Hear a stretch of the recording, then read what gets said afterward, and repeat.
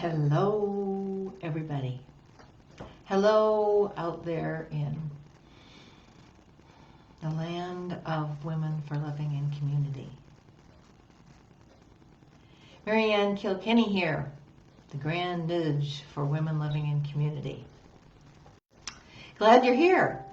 So glad. Glad I'm here. Welcome. I'd love to know who's out there. Go ahead and comment so I feel like I'm in community.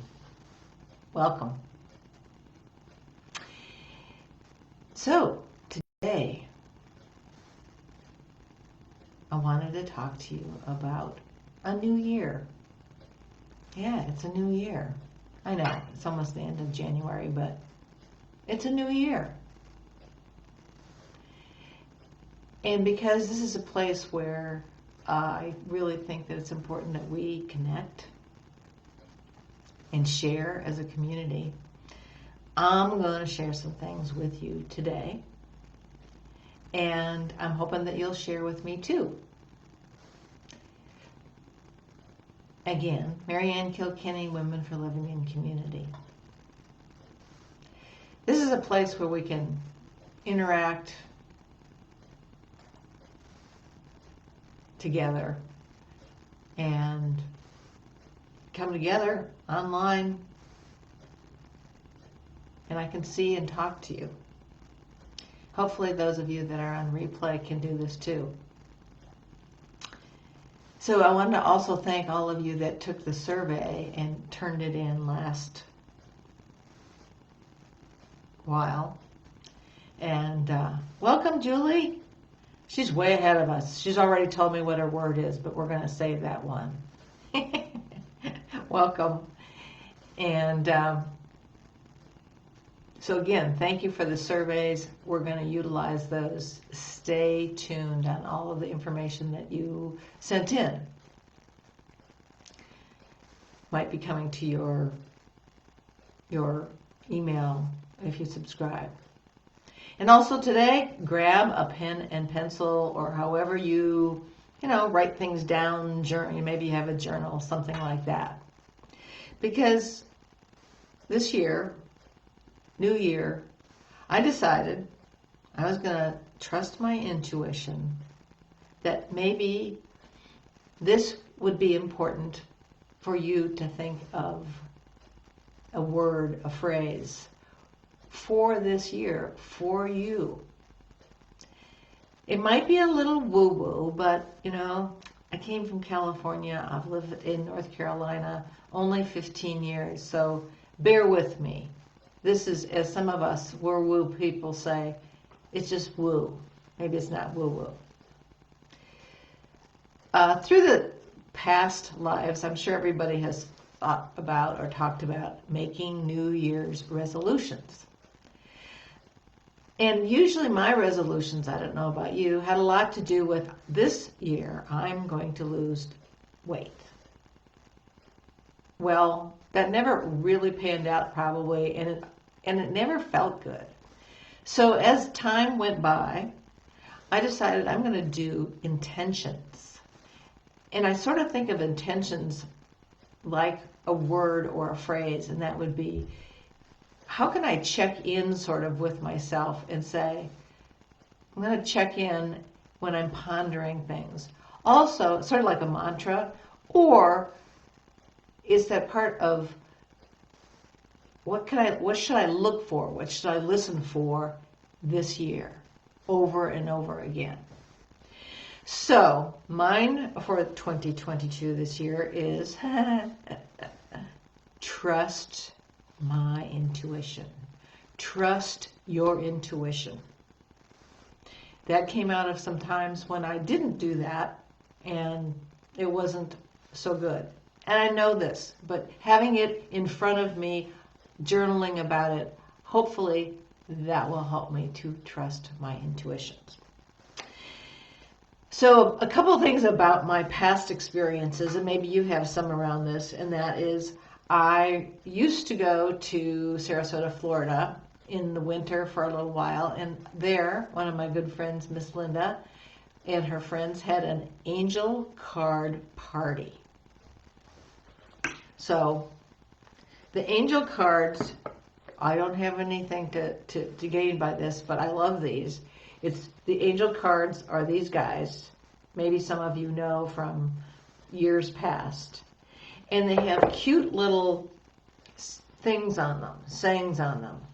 And they have little cartoons that actually show you more about what it is. So for instance, on this one, the wisdom card has an angel sort of bringing a light along with them in the cartoon. And also these have a book that go with them. So you can get the card and then look to what intention there is about it that speaks to you. And when I would go to this party, it was a group of women who this meant something to. So that was one of the self-selection criteria. And we were able to draw a card and read about it, one by one. So there was a certain amount of being seen doing this. This is my card for this year. And I remember I took it home and I put it in a place of prominence to remind me that that was what my word was, my North Star was for that year. And they always seemed to fit. By the end of the year, I could look back and say, oh yeah, that was the perfect one. It's sort of like what I have done with my vision boarding on January 1st. I just sort of look at what calls to me, and actually it's right back there, the one I did this January 1st. Anybody else do vision boards? Julie? Anybody out there? Yeah. If so, I'd love to know. It's something that just, because I'm a visual person and I need to see that, much like these little cards. They have a little cartoon on them, right? So, it's your turn now. I told you a little bit about mine for this year and how it sort of just shows up, and that is that's what the paper is for, and the paper and pencil, and that is what is yours? How has it shown up? I'm glad to see that Julie already has hers, and it's serenity. Even the word makes me relax,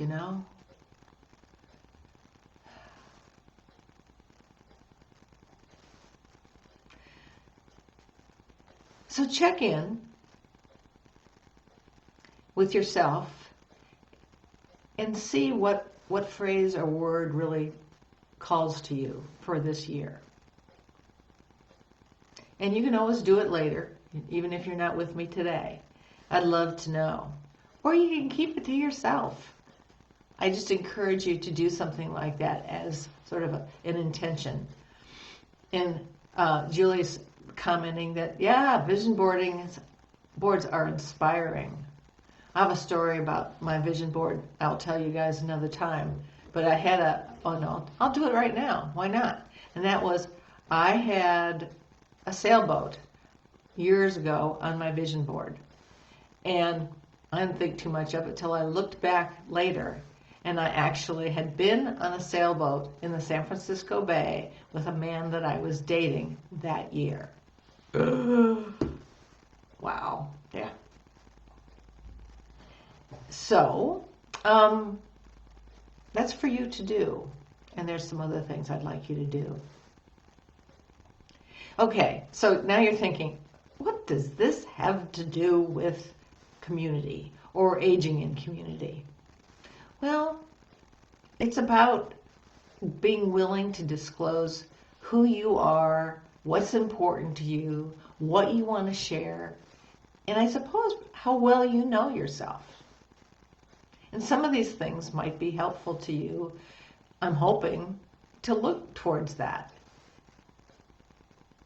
Because I think of it as building community muscle.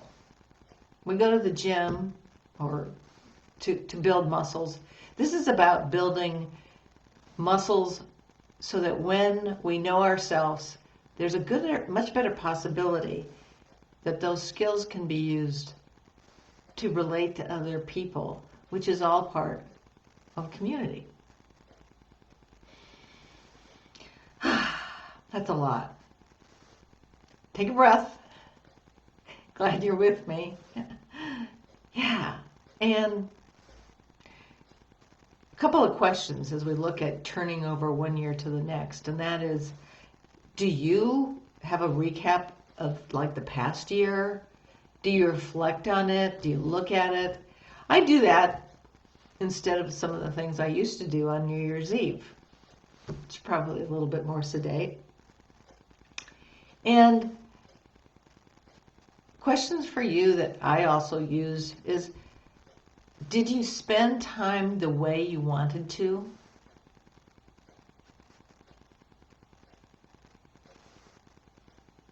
Right. Did you spend your time, that time, or some of your time, with people that you wanted to?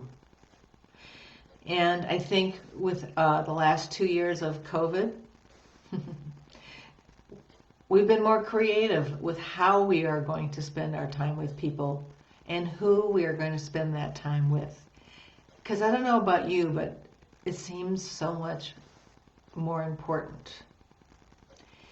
And another part of this that my friend and Judy and I were talking about is that it's kind of like Mother Nature, that reflective part of seasons, that those of us live in colder climates get a chance to reflect, because it's dormant, it's cold, nature is going dormant, so we can have a rebirth in the spring. So I would encourage you to take that time to reflect and look at what last year was like and what you'd like to do in this upcoming year. And of course, I have show and tell, just like in grammar school. I use pens, and I use a sketchbook. Mine just happens to have a peacock on it. Yeah. And as I turn over the years, I draw pictures. So here's 2020. Yeah. Look at that big COVID-19. I also had some fun things that I did, and I put those on that too. So I could just glance at this and say, okay, that was 2020. And I also sort of do it this way. And then I look at 2022 and 2021. And one of I sort of do it visually. I look at what's the big area of my life, and I make that big on the paper. So it's sort of it's my form of mind mapping. Anybody familiar with mind mapping? Because I'm not a linear person. You know, I need as my staff used to say, you know, I talk in blobs. This is important, so it is a bigger blob. Yeah. And Julie is here, and she was lovely and said the William Shakespeare quote, which is, "To thine own self be true." Yeah, really important message. Thank you. Love my peacock too. Another question to ponder and look at is, where have you felt out of your comfort zone? And I think there's a lot of that going on. But I think it's really important to say, what did you do when you felt uncomfortable? So write that down maybe and take a few minutes, and if you would like to share, that'd be great. Or just do it for you. This is an exercise for you to move forward and look at the possibilities of your intentions for this upcoming year. That said, I decided to be transparent with you guys about some of the things that have happened in my life. I was very proud of the fact that I have a wonderful housemate. I actually did a Facebook Live about my housemates, the kitties, and my friend Vicky. And we looked around. I did a video with my sister of her space here. We live together in a house. And because that's how, I mean, if I'm going to encourage you to live in community, I need to too. And it's actually so good for me. And this last experience has been one of those ones that is about, yeah, this is where my teachers show up. So back in November, my housemate Vicky told me that she was moving. And I realized, I'm like, no, and my feelings were hurt. I mean, I became a 10-year-old. Luckily, I recognized this and I said, hey, this is a great experience. This is a great opportunity for her. I'm happy for her. The teacher shows up. But I realized that my ego wanted to look good. Well, we're so perfect, I couldn't possibly have a housemate that's leaving after 16 months. Well, the reality was that is the case. And so I trusted my intuition yet again, even before I decided that was my North Star for this year.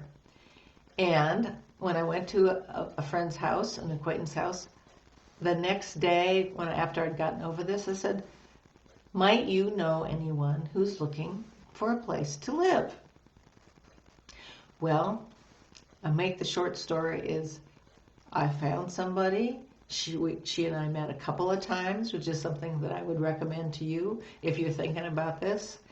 We signed a lease, and she went on her way through the holidays, and she just is in the process, as we speak, of moving in. Yeah. Yeah, Julie, I was sorry to see that Vicky was leaving, but like I said, it's such a much better, I mean, she was really happy and she was kind of sad about leaving her experience here. And it also is that part, I think, for all of us, I had to say, was it's a chapter in life. And it's time to move on. Yeah. Then another, that was one thing in this last while. And I think the other thing was the times when I really was so excited about sharing with you guys on Facebook Live. And darned if the camera kept getting stupid. And I was saying the same word over and over and over again.